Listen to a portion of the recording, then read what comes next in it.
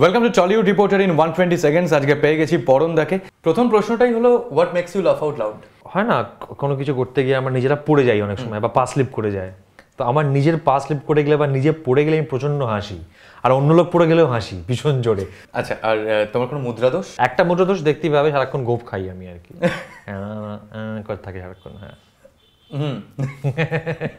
আচ্ছা, এমন তোমাকে একটা সময় বলা হতো যে সিরিয়াল কিসার অফ টলিউড। হ্যাঁ, এমন কোনো সময় হয়েছে যে যখন তুমি এই সিরিয়াল কিসিং এর সিন করতে গিয়ে তুমি টার্ন অন হয়ে গেছো? লাইক হ্যাঁ হ্যাঁ, একাধিকবার। কি হবো না, কি মানুষ তো, অফকোর্স। তুমি কি ধরনের পুত্র?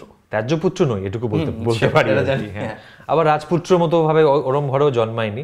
কাজে আমি যদি সেভাবে বলি তাহলে মোটামুটি সুপুত্র। আমি I have always been a সুপুত্র। ডিরেক্টর হিসেবে তোমাকে কবে পাওয়া যায়, এটা আমার নিজেরই প্রশ্ন। শিগগিরই, হোপফুলি আর্লি নেক্সট ইয়ার, মানে দেখা যাবে ছবিটার। একটা ছবি ছিল বাঙালি বাবু ইংলিশ ম্যাম, এই ফ্রেজটা শুনলেই তোমার কি মনে হয়? নিজের কথা মনে হয় এক নম্বর। ছবিটা যখন তৈরি হচ্ছে, সোহাম আর মিমি ছিল বোধহয় ছবিটাতে। সেই ছবিটাতে একজন মানে বিদেশিনী অভিনেত্রী দরকার ছিল। যে শ্রেয়া যে আছে, শ্রী ভেঙ্কটেশ ফিল্মসের একজন এক্সিকিউটিভ প্রডিউসার, তিনি আমাকে একবার প্রস্তাব দিয়েছিলেন যে আমার বান্ধবীকে ওই চরিত্রটি অভিনয় করবেন। আমি বলেছিলাম যে যদি গৃহযুদ্ধ বাঁধাতে না চাও ভাই, তাহলে আমার ক্ষমা করো। এটাই মনে পড়ে।